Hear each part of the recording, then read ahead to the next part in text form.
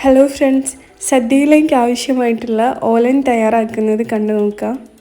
അതിനായിട്ട് വെള്ളത്തിലിട്ട് കുതിർത്ത് വെച്ചിട്ടുള്ള വൻപയർ, വെളിച്ചെണ്ണ, ആവശ്യത്തിനായിട്ടുള്ള ഉപ്പ്, നീളത്തിൽ അരിഞ്ഞു വെച്ചിട്ടുള്ള മത്തൻ, തേങ്ങാപ്പാൽ, കറിവേപ്പില, 2-3 പച്ചമുളക്.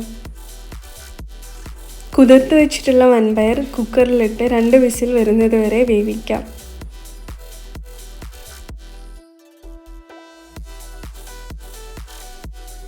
വെന്തതിന് ശേഷം ഈ വെള്ളം മത്തൻ കഷ്ണങ്ങൾ വേവിക്കാനായിട്ട് ഉപയോഗിക്കാം.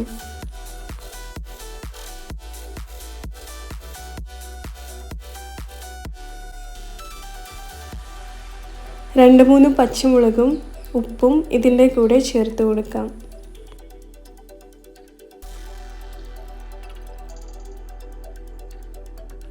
മത്തൻ്റെ കഷ്ണങ്ങൾ വെന്തതിന് ശേഷം ആദ്യം മാറ്റി വെച്ചിട്ടുള്ള വൻപയർ ഇതിൻ്റെ കൂടെ ചേർത്ത് കൊടുക്കാം.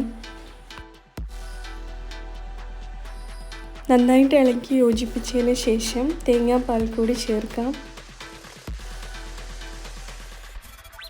അവസാനമായി വെളിച്ചെണ്ണയും കറിവേപ്പിലയും കൂടി ചേർത്താൽ ഓലൻ തയ്യാറായി.